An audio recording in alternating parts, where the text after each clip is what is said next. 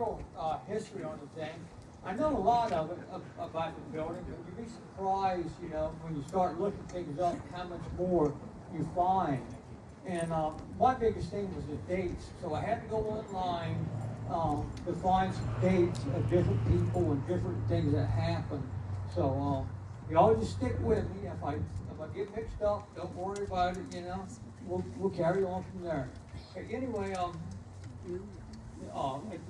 know, a lot of y'all know the original name of Salvo wasn't Salvo. The original name was Clark's or Clarksville, you know, people call it. And this all happened before the Civil War. And right at the end of the Civil War, anyway, Union gunboats were going up or down the beach here, and the captain on one of the ships, you know, he looks over and he sees the community, but it's not marked on his maps. So he asked, you know, his crew or somebody, you know, if they knew what it was. No one knew the name of the place. So he said, fire a salvo. And so they put that on the map, and from there, the town became Salvo, you know. Now, that's a large story, so I'm not exactly sure if it's 100% is true or not, but we like to think so. So anyway, that's how come Salvo is called Salvo. So anyway, okay, and Salvo also didn't become the official name of the town until 1901. And that's when it was incorporated into the National Postal Service.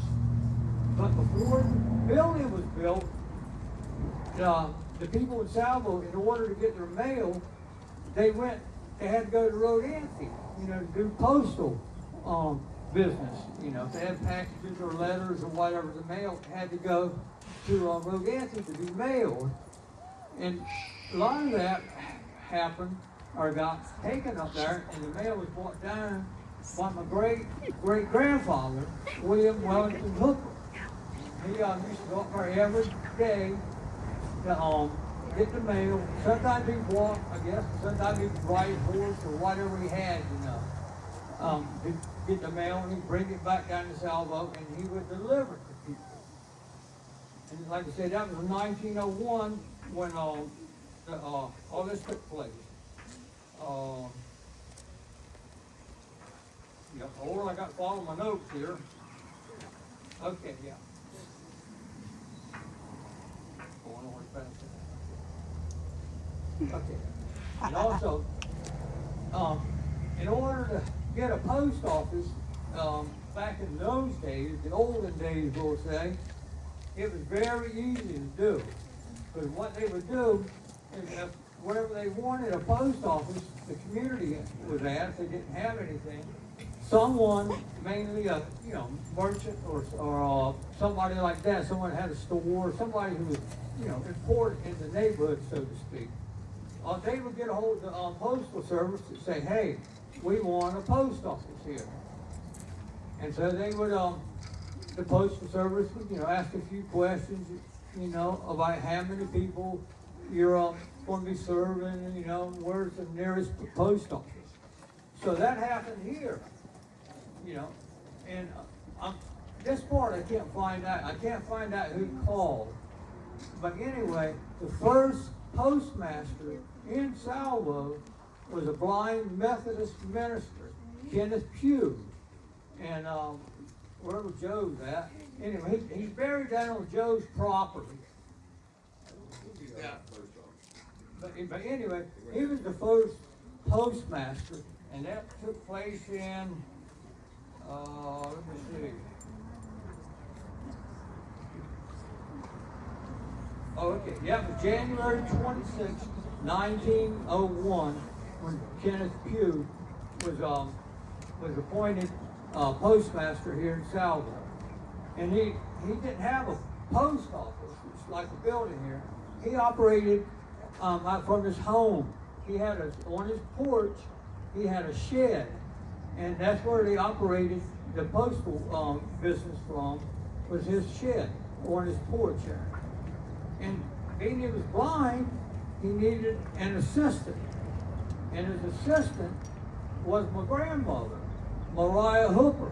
Now, right here, you don't say Mariah, you say Marar, because that's the way the old folks said it, was Marar. But it's Mariah Hooper was his assistant. And she was only like 6, 7 years old, and she would, I guess, help, in the post office, tell him what was, whose mail was what, and all this kind of stuff. And she would help deliver the mail. And then after Mr. Douglas, let me see what year this was. Okay, in 1908, Marcy Douglas became postmistress, and she was the first female postmistress around here. And so, anyway, she operated originally out of her house, but she didn't have a building. She operated out of her house there, delivering mail or whatever. And then her husband decided, hey, you got to have a post office here, a building separate from the house. So he built the little post office over here, the little building over here. And that was somewhere around about 1910, or thereabouts, when the building was built.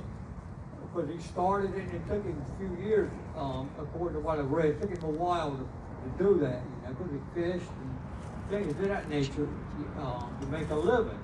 And Miss Douglas, she was the postmistress, so she had that stuff. And then, let's see here. Oh, and her assistant, she had an assistant too, and that was Edward Hooper. Now Edward was Mariah's son, but he was my uncle also in later years, because he was much older than I am. But anyway, he was her assistant, and he did the same thing that my grandmother did. He delivered the mail, to different people and everything. And that's where he started his postal career, was delivering the mail when he was only like 6, 7 years old. And then he was with Miss Marcy there.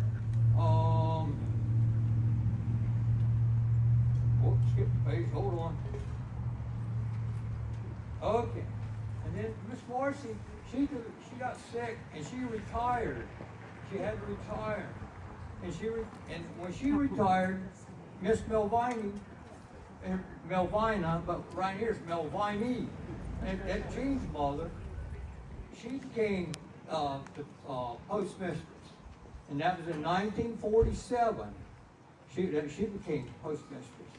And she operated at first the post office out of her house until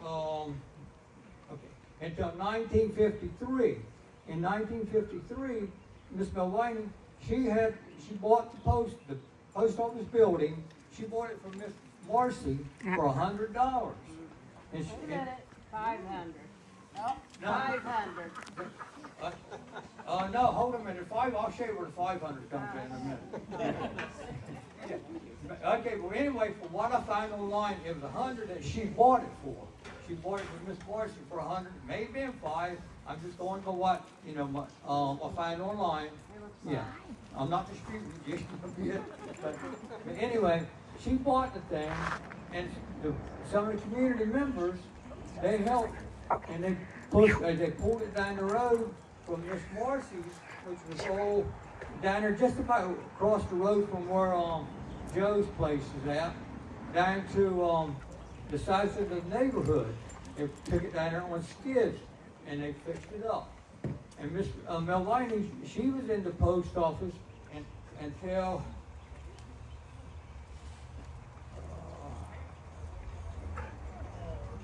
let me see.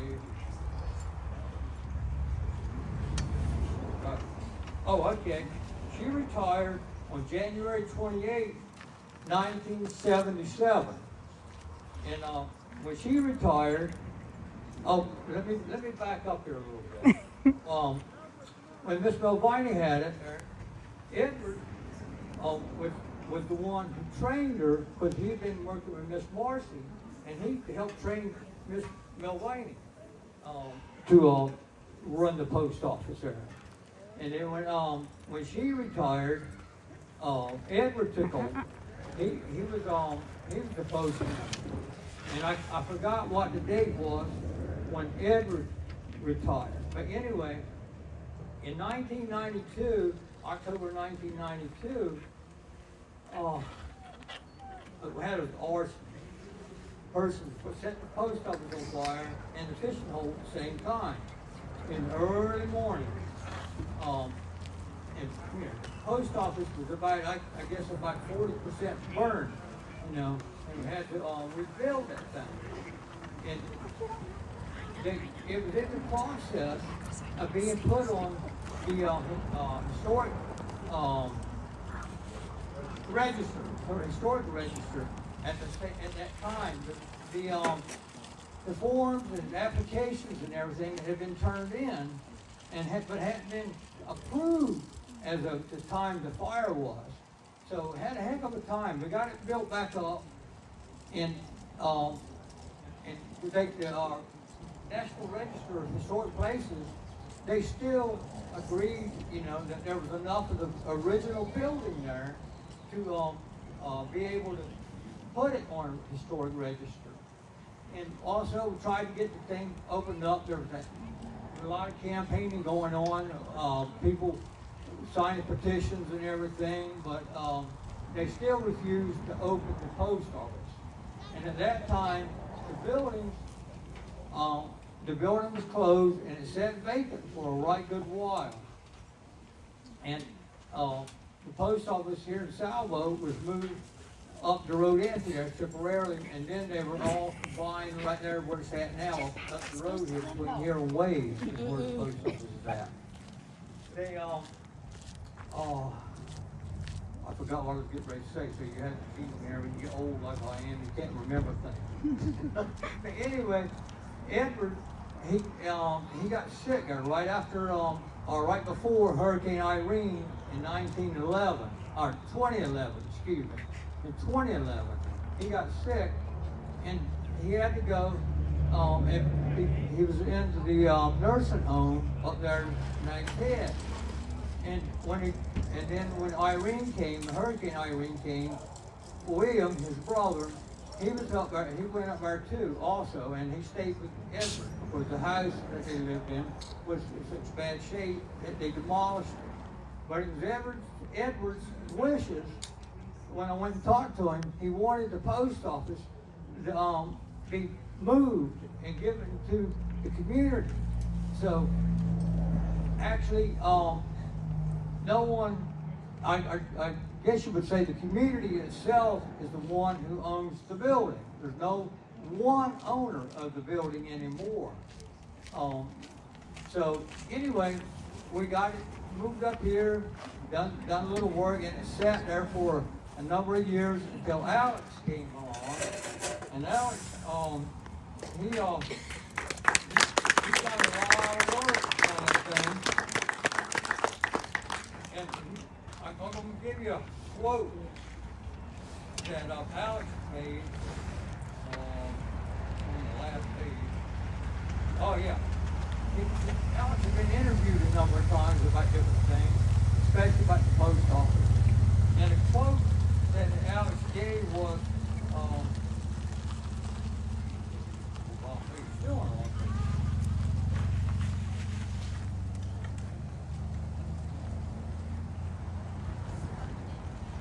And I didn't find this until yesterday, I believe it was. Oh.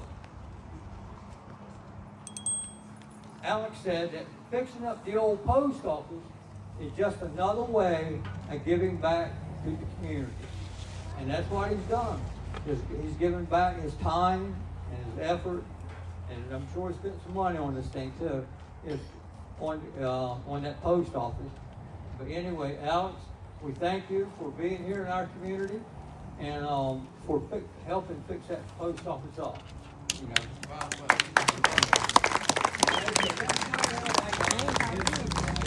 There's a bunch of it. If you go online and look up Salvo Post Office, you'll see it.